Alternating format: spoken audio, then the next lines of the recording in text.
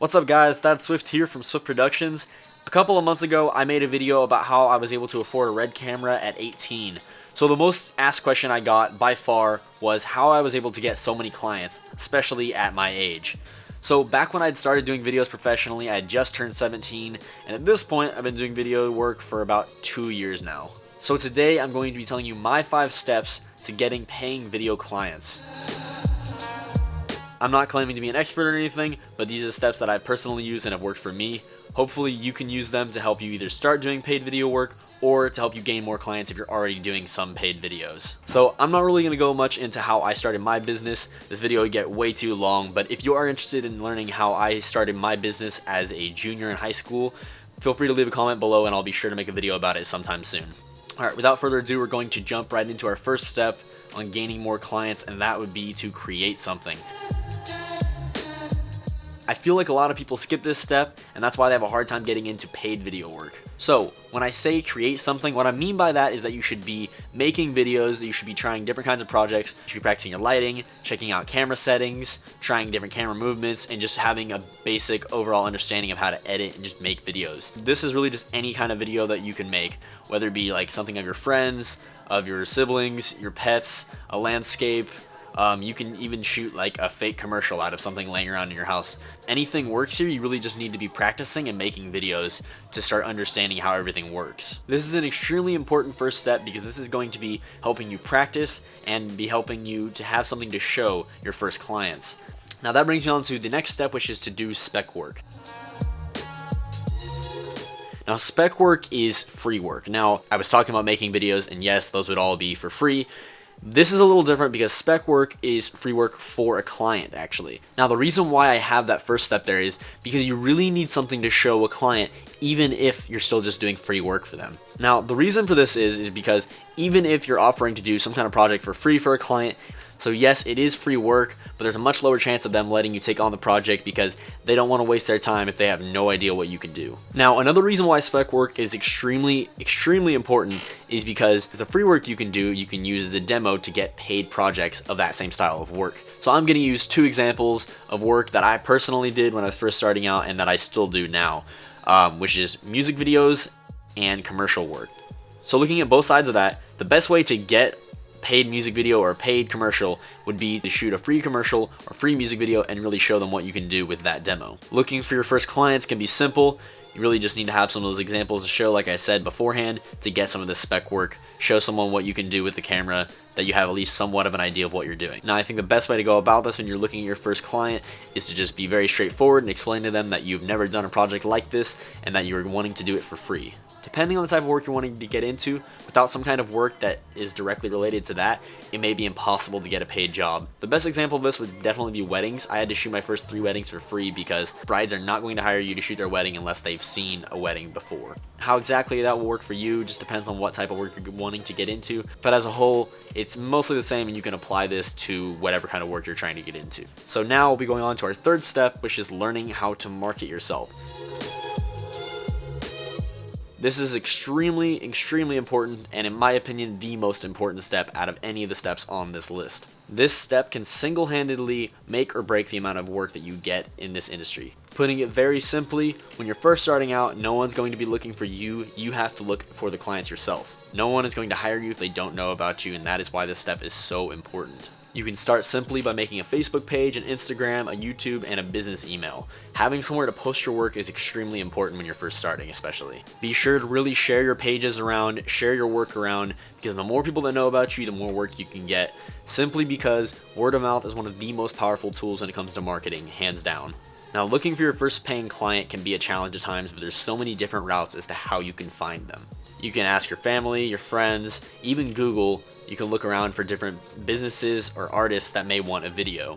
I had found a lot of work through Facebook and talking to friends for my first few jobs. The size of the business or artist or band really doesn't matter, you just need to start with something. Feel free to go reach out to any small businesses or really anyone that you want to do a video for at first. It really doesn't matter about the money, just getting started, getting even little bits of money is a step forward when it comes to this business. My first paid project was literally $40, but we all got to start somewhere. So after you spend some time finding different people, different artists, different businesses to work with, This is really when you want to start reaching out to as many potential clients as possible, whether it's through email, Facebook, Instagram, talking on the phone, anything that you can do to get started.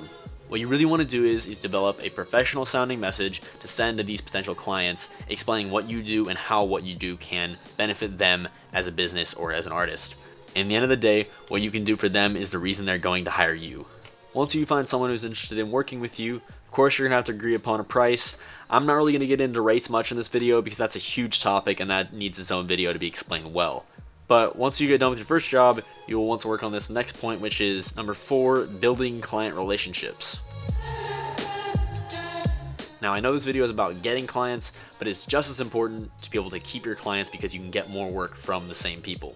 They know how you work, you know what they want, and overall it's just a better experience to work with a client that you're comfortable working with. Keeping a client has a lot to do with the way that you interact with them and your work ethic as a whole.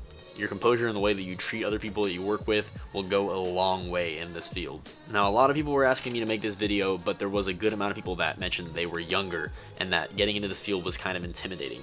A big thing that will help you out at any age in this field is to be professional and to always do more than you're paid for. Having good client relationships is extremely important and will help you out a lot because those same clients that you work with can recommend you to other clients because they enjoy working with you and your work ethic. Having someone they trust giving them that recommendation can really go a long way because, like I said, word of mouth is extremely powerful. I can't tell you how many times I've had someone ask me about my prices and availability before they'd even seen my work simply because they'd had someone recommend them to me. Now this last step is something you've kind of been doing as we've gone along the rest of these steps, but it's extremely important. That is number 5, building a portfolio and developing a style. Now the reason this is so important is because your portfolio is really your credibility and it shows what you can do. Touching back on how I started at a young age, like I said, I was 17 when I'd started. Really the best thing you can do is let your work speak for itself. I would never really mention how old I was to my first clients. Now they were generally impressed by how young I was if they ever did ask me. Building your portfolio is super important because the more work you have and the better work you have to show, it's going to make it much easier for someone to hire you and will actually help clients come to you.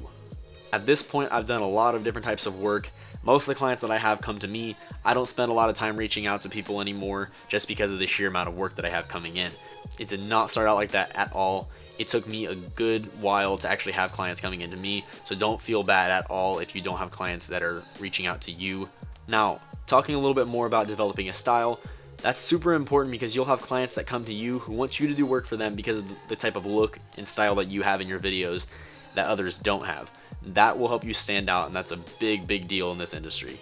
I've had multiple wedding couples tell me that they see a very cinematic, even music video quality to some of my wedding videos, which is interesting to me, but they said they liked that and that it is not something they see in a lot of other cinematographers in the area.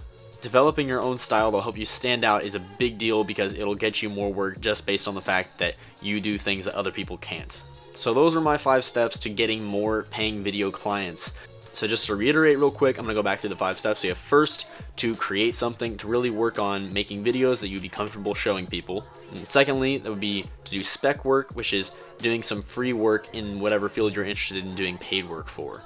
Third, you need to learn how to market yourself because no one's going to hire you if they don't know you exist. Fourth is building client relationships, really working on getting returning clients and working on being professional at any age. And the 5th and final step would be to build your portfolio and to develop your own style. These 2 things will really help you show your credibility and to help you stand out in the industry.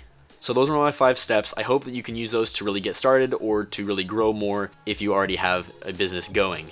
If you're interested in seeing any more videos like this, please let me know in the comments below. Be sure to like the video and to subscribe for any future content. If you're interested in seeing any of my work, feel free to check out my channel. I post almost every single paid video project I have on this channel. Once again, thank you for watching and I'll see you in my next video. I don't spend a ton of time reaching out to people anymore, mostly because I have a good amount of work. What was that? What are you doing? Who are you?